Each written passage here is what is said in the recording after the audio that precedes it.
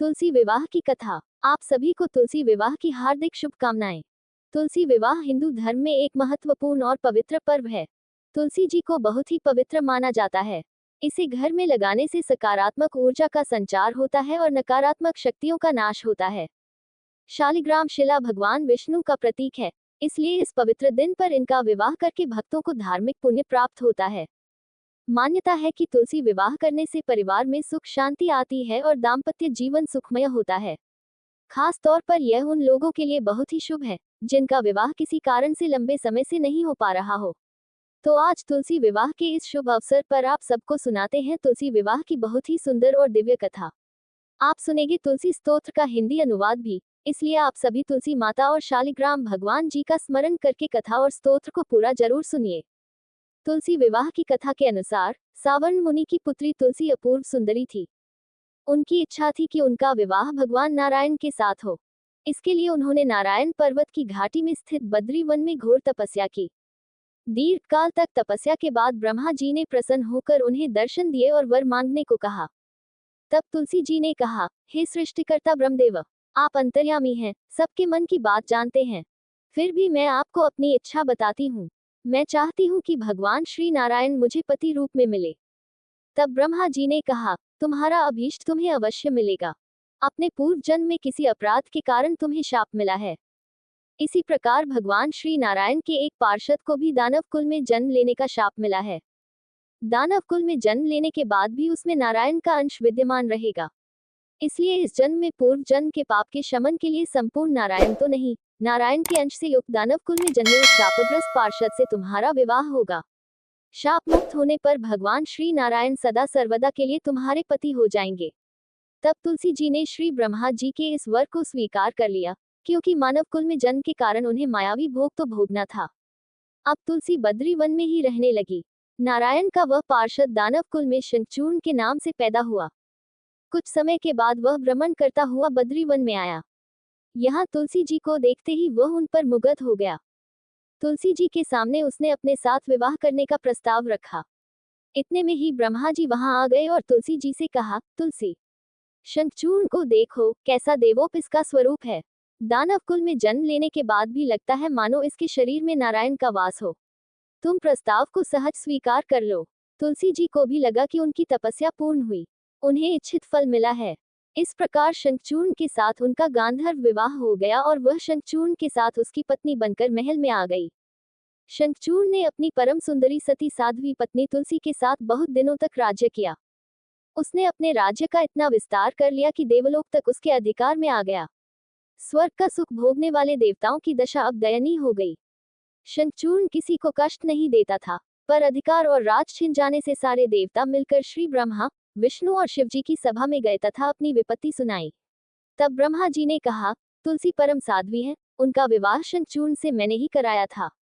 शंखचूर्ण को तब तक नहीं हराया या मारा जा सकता है जब तक तुलसी को न छला जाए। तब श्री विष्णु ने कहा, शंखचूर्ण पूर्व जन्म में मेरा पार्षद था। शाप के कारण उसे दैत्य कुल में जन्म लेना पड़ा। इस जन्म में भी मेरा अंश उसमें व्याप्त है। साथ ही तुलसी के पतिव्रत धर्म से वह अजय भी है।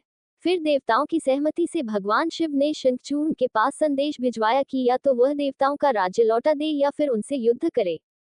शंखचूर्ण शंकर जी के पास पहुंचा और उसने कहा, देवाधिदेव, आपके लिए देवताओं का पक्ष लेना उचित नहीं है।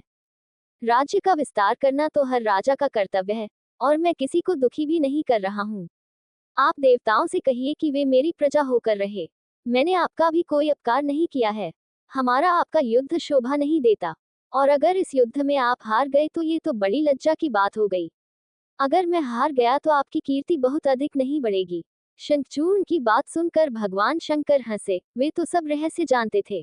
तुलसी और शंखचूर्ण के पूर्व जन्म के शाप की अवधि अब लगभग पूरी हो चुकी थी। भगवान शंकर बोले, शंखचूर्ण, इसमें कीर्ति और लज्जा की तो कोई बात ही नहीं। तुम देवों का राज्य लौटा कर उन्हें उनके पद पर प्रतिष्ठित होने दो। युद्ध से बचने का यही एकमात्र उपाय है। तब शंखचूर्ण ने कहा, मैंने तो युद्ध के बल से ही देवलोक को जीता है, और कोई उसे केवल युद्ध के द्वारा ही वापस ले सकता है। यही मेरा अंतिम निर्णय है। मैं जा रहा हूँ। ऐसा कहकर शंखचूर्ण चला गया। उसने अपने राजमहल में वापस आकर अपनी पत्नी तुलसी को सारी बात बताई और कहा, कर्म भोग सब कालसूत्र में बंधा है। जीवन में हर्ष, शोक, भय, सुख, दुख, मंगल अमंगल सब कुछ काल के अधीन है। हम तो केवल निमित्त हैं। संभव है कि भगवान शिव देवों का पक्ष लेकर मुझसे युद्ध करें। तुम चिंता मत करना, तुम्हारा सती तेज मेरी रक्षा करेगा। फिर दूसरे ही दिन भगवान शंकर के नेतृत्व में देवताओं ने युद्ध छेड़ दिया। शंखचूड़ ने भीषण वाण की वर्षा करके उनका वेग रोका। उसके प्रहार से देवता डगमगाने लगे। फिर उसने दानवी शक्ति का प्रयोग करके मायावी युद्ध आरंभ कर दिया। युद्ध स्थल पर वह कभी किसी को दिखाई नहीं देता था, पर उसके अस्त्र शस्त्र चलकर देवों को घायल कर रहे थे। देवगण अपने अस्त्र चलाए भी तो किस पर चलाए, क्योंकि कोई शत्रु सामने था ही नहीं। कई दिनों तक इस तरह भयंकर युद्ध चला। शंखचूड़ पराजित नहीं हुआ। तब भगवान शिव ने श्री विष्णु से कहा, हे हरि, कुछ उपाय करो, अन्यथा मेरा तो सारा यश मिट्टी में मिल जाएगा। भगवान श्री विष्णु ने सोचा, बल से तो शंखचूड़ को हराया नहीं जा सकता, इसलिए अब छल का सहारा लेना पड़ेगा। उन्होंने तुरंत अपना स्वरूप शंखचूड़ जैसा बनाया और अस्त्र शस्त्र से सुसज्जित होकर वे महल में तुलसी जी के पास आए और बोले, प्रिय, मैं युद्ध जीत गया। सारे देवता भगवान शंकर समेत हार गए। इस खुशी में आओ, मैं तुम्हें अंक से लगा लूं। पति को प्रत्यक्ष खड़ा देख और विजय का समाचार सुनकर वह दौड़कर मायावी शंखचूड़ के गले से लिपट गई। इस प्रकार पति पत्नी दोनों ने आलिंगन होकर खूब आनंद मनाया। इधर पराया पुरुष के साथ इस प्रकार के व्यवहार से तुलसी का सती तेज नष्ट हो गया। उनका सती तेज, जो शंखचूड़ की कवच के रूप में रक्षा कर रहा था, वह कवच नष्ट हो गया। अब युद्ध के मैदान में इधर शंखचूड़ शक्तिहीन हो गया। ये जानते ही भगवान शंकर ने अपने त्रिशूल से उस पर प्रहार कर दिया। त्रिशूल के लगते ही शंखचूड़ जलकर भस्म हो गया। शंखचूड़ के मरने को जानकर अब श्री विष्णु अपने असली स्वरूप में आ गए। सामने अपने पति शंखचूड़ के स्थान पर भगवान विष्णु को खड़ा देखकर तुलसी बहुत आश्चर्यचकित हुई। अब उन्हें पता लग गया कि स्वयं नारायण ने उनके साथ छल किया है। तब क्रोध में आकर उन्होंने शाप दिया कि एक सती स्त्री का सतीत्व भंग करने के अपराध में आप हृदयहीन पत्थर हो जाओ। तब भगवान श्री विष्णु ने तुलसी जी के शाप को शिरोधार्य करते हुए कहा, देवी, तुम और शंखचूड़ के कल्याण के लिए ही मुझे ऐसा करना पड़ा। तुम दोनों को शाप मुक्त करना था। तुम भी अब शरीर त्याग कर तुलसी बिरवा के रूप में जन्म लोगी और मेरी पूजा तुलसी दल से होगी। मैं शालिग्राम पत्थर बनूंगा। मेरे शीश पर तुम सदैव आदर से विराजमान होगी। तुम्हारे पति की हड्डियों के चूर्ण से शंख की उत्पत्ति होगी। उस शंख ध्वनि से देवताओं और मेरी पूजा अर्चना होगी। जहाँ जहाँ शंख ध्वनि होगी, वहाँ सदैव मैं मंगलमय विराजमान रहूंगा।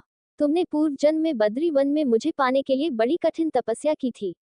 अब अगले जन्म में मैं नारायण प्रस्तर के रूप में बद्रीनाथ वन में स्थापित होऊंगा और मेरी पूजा अर्चना फल फूल से न होकर तुम्हारे तुलसी दल से होगी। मेरे शीश पर विराजमान होकर तुम मुझसे भी ऊंचा पद प्राप्त करोगी और मेरा भोग भी तुम्हारे बिना स्वीकार नहीं होगा। कथा समाप्त। प्रेम से बोलिए तुलसी माता की जय, शालिग्राम भगवान की जय। सनातन धर्म में तुलसी को अत्यंत पूजनीय माना जाता है। जिस घर के आंगन में तुलसी होती है, वहां कभी कोई कष्ट नहीं आता। माँ तुलसी के नाम के उच्चारण मात्र से ही भगवान विष्णु प्रसन्न हो जाते हैं। तुलसी जी में जल चढ़ाने से घर में सुख समृद्धि आती है तथा हर प्रकार के रोग शोक आदि व्याधि से मुक्ति मिल जाती है। तुलसी जी की पूजा करते समय श्री तुलसी स्तोत्र का पाठ जरूर करना चाहिए। ऐसा करने से माता तुलसी जल्द प्रसन्न होती हैं और माता तुलसी जी की पूजा का भक्तों को 2 गुना फल मिलता है। तो प्रिय श्रोताओं, अब आपको पुंडरीकृत तुलसी स्तोत्र का हिंदी अनुवाद सुना रहे हैं। आप सभी मन में श्रद्धा रखकर तुलसी स्तोत्र का हिंदी अनुवाद सुनिए। देवी तुलसी माँ को मेरा प्रणाम है।